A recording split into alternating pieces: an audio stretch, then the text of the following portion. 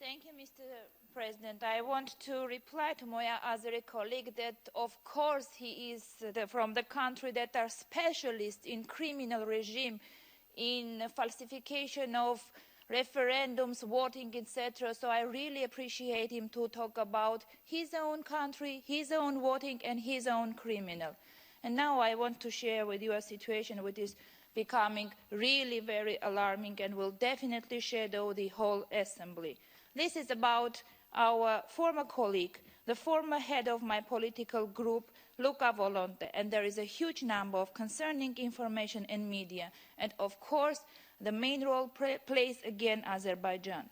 According to the prosecutors of Milan, Luca Volonte, a former MP from UDC and a former chairman of EPP group at PASE, currently under the investigation of corruption and money laundering, accepted a bribe of €2,030,090 from the Azerbaijani government, and he may have oriented the vote of EPP group at PASE to reject the report on political prisoners in Azerbaijan. Stop.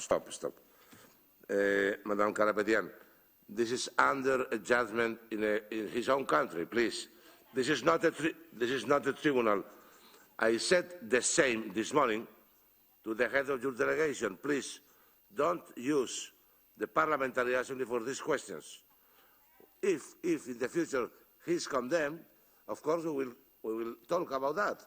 But for the moment, it's just under a judgment, like a lot of people in the world. So please, you have the floor, but not for this. If you continue with this, I will leave the floor. The Parliamentary Assembly, the whole. So I may speak about whatever I think concerning Parliamentary Assembly. So I will go on with the fact that in the media, open media, and everyone may look and read what is going on. So let me go on with my speech. Thank you. Mr. Volonte may have oriented... Sorry. I said, not in this way. You are allowed to say everything you want, but not on this question. This is under the tribunals of Italy. It's not the business of this Parliamentary Assembly. Sorry.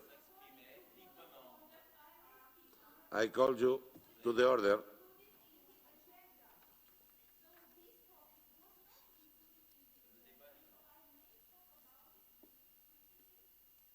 And now this is the topic that concerning all the Parliamentary Assembly.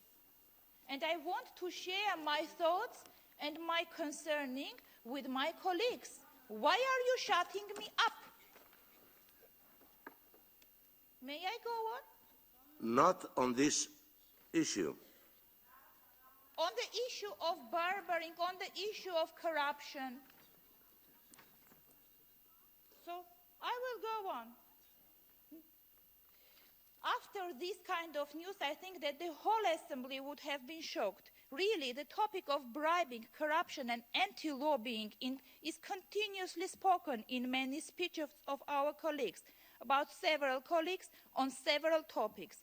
This topic is also continuously spoken during private meetings and concerning many of us.